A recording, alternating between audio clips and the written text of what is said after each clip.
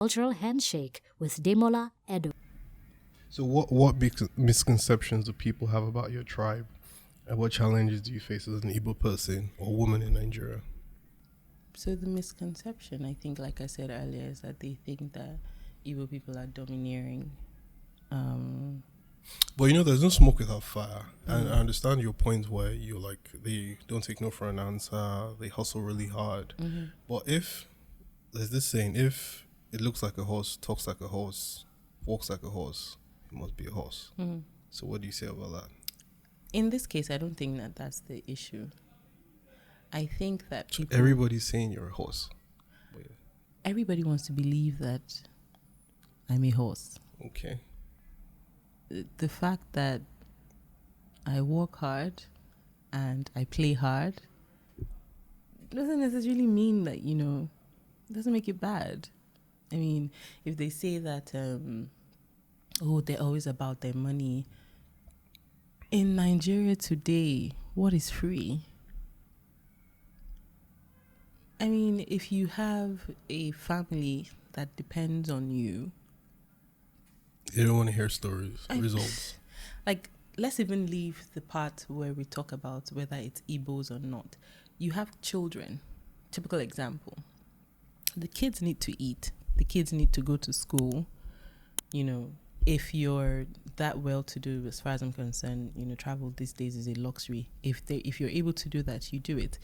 There's some things that require no like you can't give any excuse. What are you going to tell your child is the reason that they can't eat? How many parents are able to look at their kids when they're starving and just sit there chilled?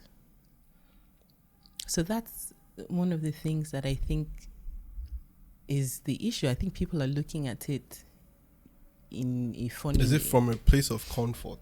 Do you think people are looking at it from a place of comfort, seeing all the stumbling blocks you've mentioned? I wouldn't say it's from a place of comfort. It's more of from a place of necessity.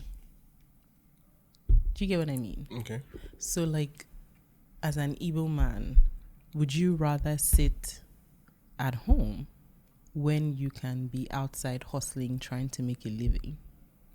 Would you rather sit at home and watch your children starve, or go into the market and, no matter what it takes, try and make money? And I don't excuse like bad behavior or anything, but there's some places that you go to, and even I, as an Igbo woman, I'm like, man, these people, they hustle.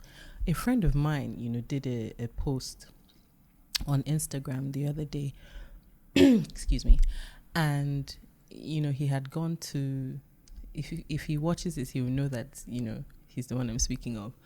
He had gone to China to try and get some stuff for his business. And then he did a video saying, wow, like, there are a lot of I'm in people China here. Like, I don't know how these Igbo boys do it. They don't rest. They're everywhere. There's no business that they can't do. There's nothing that you tell them or ask them that they don't know. Even if they don't know, they know someone that knows someone that knows. So, I mean, it just goes to show you that, look, we're not taking no for an answer.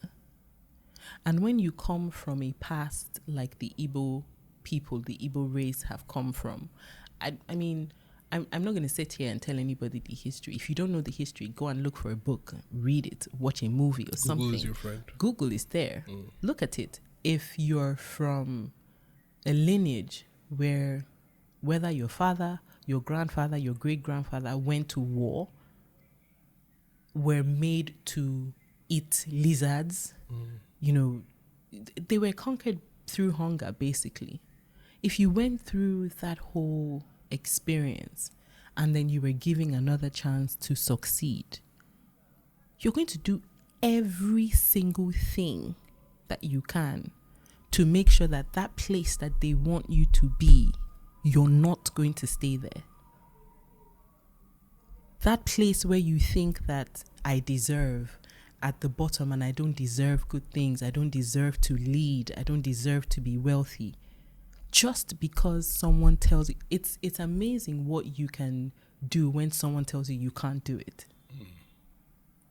If someone tells me now, I want you to go to I don't think you can go to Lekki today because of the traffic. I may not want to go, but because they said that I wouldn't go or I cannot go, I will go. Call it stubbornness, and I think it's human nature. It's not just, some people are very chilled about it, but some people take it personal when you give them a challenge and tell them it's not possible. They would do it just to show you, yeah, it's possible. I can do it. Okay. So